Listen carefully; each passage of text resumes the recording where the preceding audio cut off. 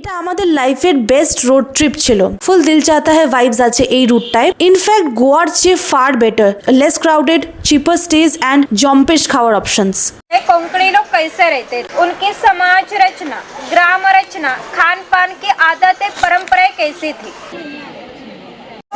ওখানে তো কিছুই ভিড় ছিল না, এখানের ভিড় দেখলে এই যে লাইন বাই লাইন করে ঢুকছে, মানে ওটা তো বলতে গেলে জাস্ট ট্রেলার ছিল, পিকচার আভি বাকি হ্যাঁ।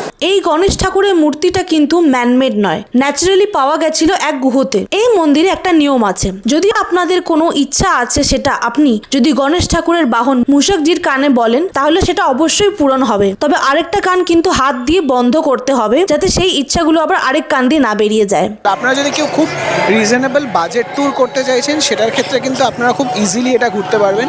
এখানে বেশ ভালোই কিং সাইজ বেড দিয়েছে, আরামসে 3 জন শোয়া যায়, আর সামনে বসার জন্য টেবিল চেয়ারও আছে। ওয়াশরুম কিন্তু যথেষ্ট নিট অ্যান্ড ক্লিন একদম।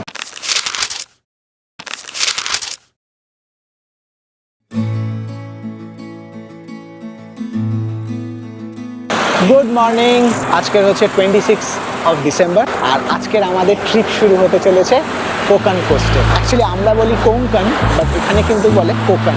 আমরা এখানে যাচ্ছি হচ্ছে অ্যাকচুয়ালি জুম কার ভাড়া করেছি, আর জন্দা আছে ওই ড্রাইভ করে নিয়ে যাবে। মোটামুটি অন দ্য ওয়ে আমরা অনেকগুলো জায়গায় কাভার আপ করবো, যেমন গণপতি পুলে আছে, আরও কিছু কিছু জায়গাগুলো কোঙ্কনের কাভার আপ করতে করতে আমাদের যেতে হবে। ওভারঅল মোটমাট যেটা আমাদের টাইম লাগবে সেটা আমরা দেখলাম নেটে। মাঝখানে আমরা ব্রেকফাস্টের জন্য ব্রেক নেবো একটুখানি, তো সেইটা সব কিছু মিলিয়ে মোটামুটি আমাদের যেটা পড়বে সেটা হচ্ছে ওই 7.5 থেকে 8 ঘন্টা, যেটা আমরা দেখলাম। ট্রাফিকের একটা প্রবলেম থাকে এখানে, সাতারাতে বললো, তো সেই জিনিসটাকে আমাদের দেখতে হবে যেন ওই ট্রাফিকের প্রবলেমটা আমাদের না হয়। তো সেই ক্ষেত্রে হতে পারে আমরা ম্যাক্সিমাম একটা জায়গায় হয়তো দাঁড়াবো, তারপরেই আমরা কিন্তু আমাদের জার্নিটাকে আবার কন্টিনিউ করব।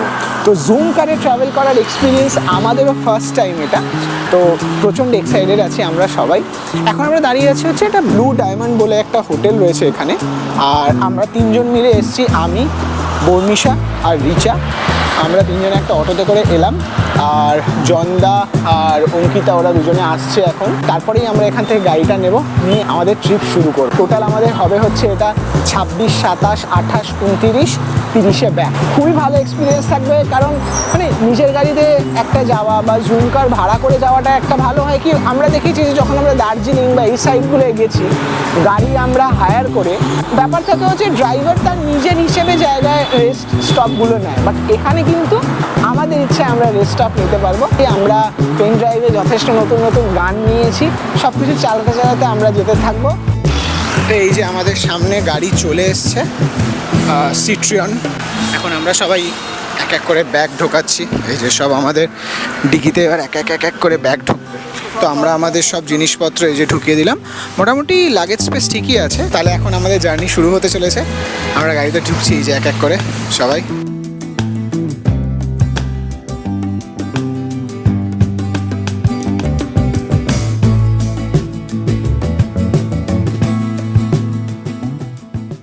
এখন আমরা অন রুটে রয়েছি। মোটমাট আমাদের ওই 2 ঘন্টার কাছাকাছি জার্নি হয়েছে। এখন আমরা মোটমাট 8:30 নাগাদ শুরু করেছিলাম জার্নি, এখন বাজে ঘড়িতে 9:30। এখন আমরা একটা ছোট্ট ব্রেক নিয়েছিলাম, আর এখন রয়েছি আমরা মুলশিজ। তামিনি ঘাট, মুলশিজ এগুলো পরপর পড়তে থাকে। আমরা যখন এই ভিডিওটা করছিলাম তখনও জানতাম না যে আগামী দিনে আমরা কি এক্সপিরিয়েন্সেস অ্যান্ড অ্যাডভেঞ্চার্স করতে চলেছি। একটা ছোট্ট ব্রেক নেওয়া হয়েছে, আর এখন আমরা দেখতে যাচ্ছি এখানে লোক যেতে যেতে অনেকগুলো স্পটস পড়ে, তার মধ্যে থেকে এখন যেগুলো দাঁড়িয়েছি সেটা হচ্ছে তামিনি ঘাট। সেটাই দেখবো, বেশিক্ষণ দাঁড়াবো না, 5 মিনিটের ব্রেক দেখে আবার উঠে পড়বো।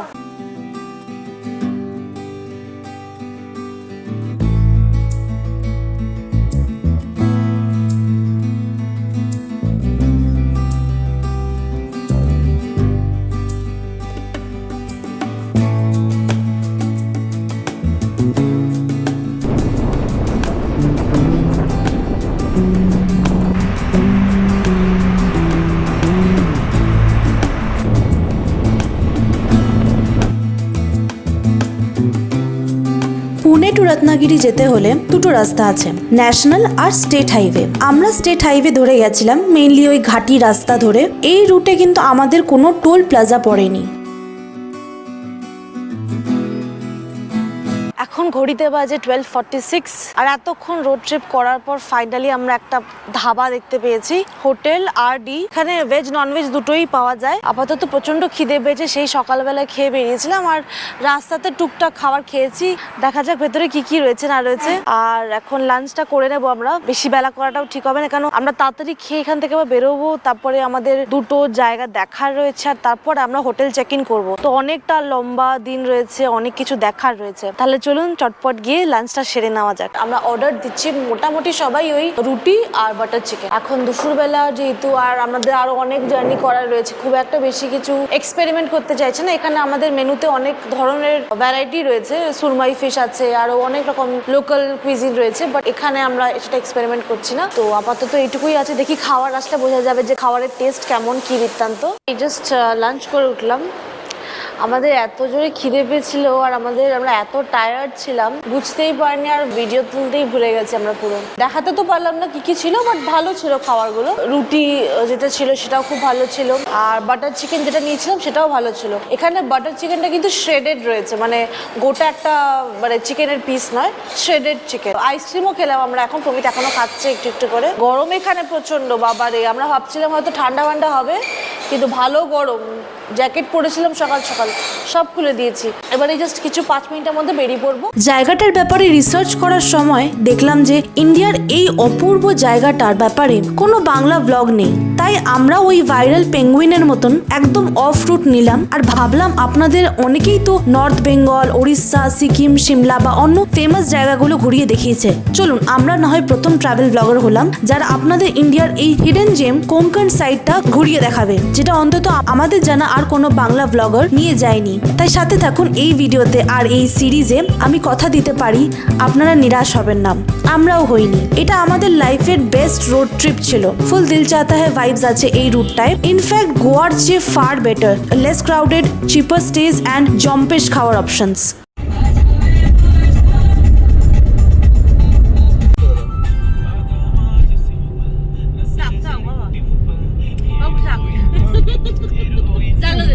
আমরা আছি এখন প্রাচীন কোঙ্কণ মিউজিয়ামে। প্রায় মোটামুটি আমরা 8টায় বেরিয়েছিলাম অ্যাপ্রক্সিমেটলি, এখন বাজে ঘড়িতে 5টা, মানে প্রায় 9 ঘন্টা ট্রাভেল করে আমরা এখন এলাম। আসার পরেই প্রথম স্পট আমাদের এখানে হচ্ছে প্রাচীন কোঙ্কণ মিউজিয়াম। তো এই যে আমরা টিকিট কাটলাম, আমাদের টিকিট প্রাইস পড়েছে হচ্ছে 50 টাকা করে পার হেড। আর তার সঙ্গে যেহেতু ক্যামেরা আছে, তো ক্যামেরা আর ভিডিওর জন্য আপনাদের কিন্তু এক্সট্রা 50 রুপিস করে দিতে হচ্ছে। তো আমাদের টোটাল 300 টাকা পড়েছে 6 জন, মানে 5 জন প্লাস একজন ক্যামেরা। আর একটা জিনিস হচ্ছে এখানে কিন্তু আলাদা করে কোনো গাইড নিতে হচ্ছে না, আমাদের যেটা প্রাইস ছিল সেটার সঙ্গে আমাদের একটা গ্রুপে টোটাল একটা গাইড ওরা অলরেডি দিয়ে দেবে। তো সেটার জন্য আমরা এখন ওয়েট করছি। আর এখানে একটা খুব সুন্দর ঘন্টা আছে, এই যে এখানে একটা ঘন্টা রয়েছে, এখানে লেখা রয়েছে if you like Prachin Konkan just ring the bell and register your feedback. খুব সুন্দর, মানে একটা ইউনিক আইডিয়া আমার লাগলো। इंटरैक्टिव রেখেছে। इस पेड़ की उम्र भी 400 साल पुरानी है। ये कोंकणी लोग कैसे रहते थे, उनकी समाज रचना, ग्राम रचना, खान पान की आदतें, परंपराएं कैसी थी। इसके फल के छिलके से कोकम यानी कि आमसूल तैयार किए जाते, उसके सीड से तेल निकाला जाता है। इसका इस्तेमाल फटियड़ियों को लगाने के लिए किया जाता है। हम जहाँ पर खड़े वहाँ पर हजारों साल पहले समंदर था, उसके साथ उन्होंने युद्ध किया और उसे 40 या 50 किलोमीटर पीछे ढकेल दिया। और जो भूमि निर्माणी उसे कोंकण कहते हैं और इस भूमि को परशुराम जी की भूमि कहा जाता है। इसका ये जो पक्का रास्ता आप देख रहे हैं, इसे कोंकणी भाषा में पखदंडी कहते हैं। ये पखदंडी 400 साल पुरानी है। इतनी छोटी से नौका लेकर ये कोली लोग 8 या 10 घंटे गहरे समंदर मछलियाँ पकड़ते हैं और सुबह वापस लौट आते हैं। गांव में न्यायदान करना, कानून संभालना, टैक्स कलेक्ट करना, ये काम मुखिया करते थे। वो मुखिया की बीवी है। कोंकणी औरतें सुंदर और शूर थी, लेकिन उन्हें स्वतंत्रता नहीं थी। माच घर के दरवाजे की चौखट यही उनके लिए मर्यादा थी। वो मुखिया के 2 बच्चे, वो हमारा परंपरा से चलता आया खेल चौपट खेल रहे। यही खेल महाभारत में धर्मराज और दुर्योधन, इनके बीच द्यूत नाम से खेला गया।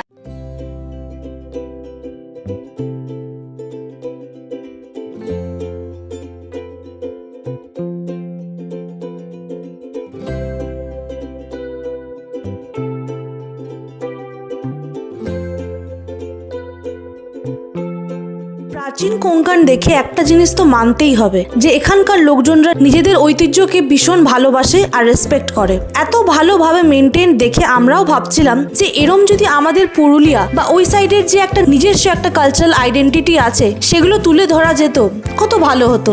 মিউজিয়ামের শেষে একটা সোভেনিয়ার শপও ছিল যেটা দেখে আমরা বেরোলাম। তো আমরা আলটিমেটলি পৌঁছলাম এখন গণপতি পুলেতে। একটা জিনিস তো আমাকে বলতেই হবে, এখানে কিন্তু পার্কিংয়ের মানে কন্ডিশন খুব খারাপ। মানে আপনারা যদি দেখবেন ভিড়টা একবার দেখুন, লোকজন কত রয়েছে এখানে। তো প্রাচীন কোঙ্কণ থেকে প্রায় বেরোনোর পর আমাদের 1 কিলোমিটারের বেশি হেঁটে আসতে হলো। সামনে পার্কিং ছিল, বাট কোনো জায়গায় পার্কিং একেবারেই মেনশন নয়। আমরা যখন এসছি তখন জাস্ট দেখছি সেখানে পার্কিং মেনশন রয়েছে। তো আমার মনে হয় এই জিনিসটাকে একটু বেটার করা খুব দরকার, কারণ প্রচুর লোকে গাড়ি নিয়ে আসছে আর ওখানে আননেসেসারি অনেকটা জায়গায় জ্যাম হয়ে যাচ্ছে, যার জন্য কি লোকের যাতায়াতের যথেষ্ট অসুবিধা হচ্ছিল। তো আমরা প্রায় হেঁটে হেঁটে এখন এলাম অনেকটা। পাশেই রয়েছে বিচ, কিন্তু বিচের দিকে এখন আমরা যাব না, কারণ আমরা নেক্সট 2-3টে দিন বিচেই কাটাবো। এখান থেকে ওই যেমন আপনারা যদি কেউ পুরী জগন্নাথ গিয়ে থাকেন, পুরীর মন্দিরে যেমন ঢোকার যেমন স্ট্রেট লাইনের অ্যালুমিনিয়ামের স্টিলের রড দিয়ে হয়, সেই রকম এরকম প্যাসেজ করা রয়েছে যেখান থেকে সোজা সোজা আমাদের ঢুকে সবাইকে যেতে হবে। তো এটাই আমাদের আজকের জন্য লাস্ট স্পট, কারণ এরপরে আমরা চলে যাব হচ্ছে আমাদের হোটেল, যেখানে আমরা চেক ইন করবো। তো প্রচণ্ড টায়ার্ড আছি আজকে, এরপরে কিছু টুকটাক আমাদের খেতেও হবে। সেই দুপুরবেলা আমরা খেয়েছি, তারপরে আর আমাদের কিছু খাওয়া দাওয়াও হয়নি। এখন ঢুকি, আমি জানি না ভেতরে ভিডিও অ্যালাউ করে কি না।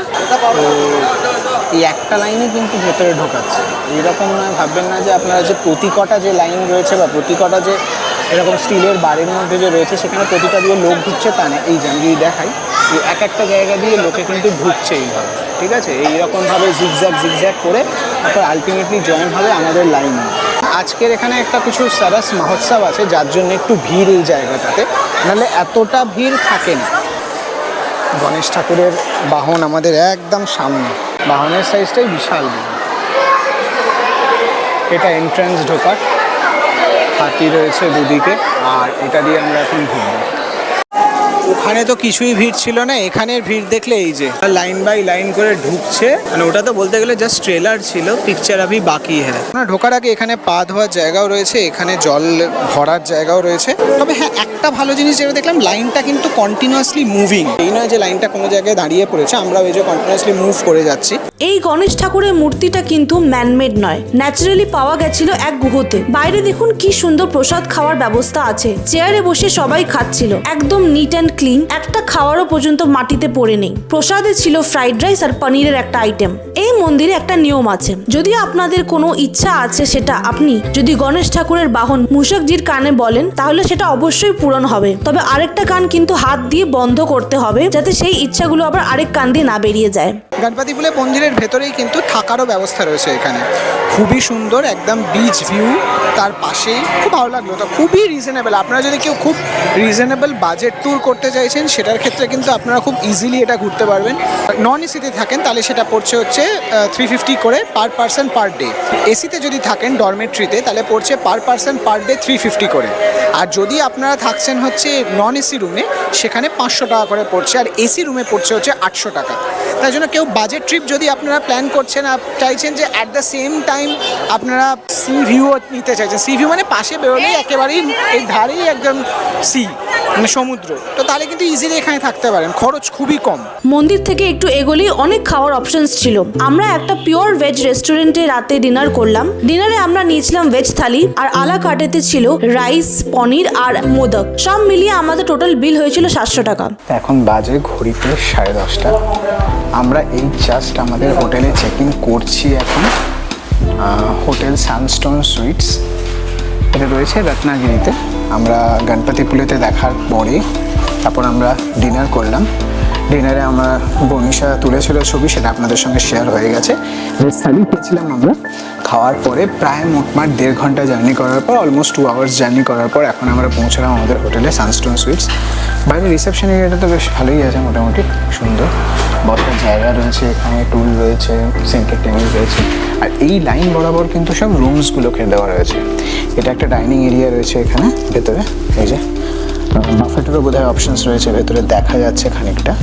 আর এই লাইন বরাবর রুমসগুলো সব রয়েছে। কত কি খরচা না বৃত্তান্ত সব ডিটেলস আপনাদের সঙ্গে আমরা শেয়ার করব। রুমে যাই, একটা রুমের ওভারভিউ ট্যুরও আপনাদের সঙ্গে করিয়ে দেবো। যদি আপনারা কেউ রত্নাগিরির এখানে ট্রাভেল প্ল্যান করছেন তাহলে সেই বেসিসে আপনারাও যদি চান তাহলে আপনারা এখানে থাকতে পারবেন।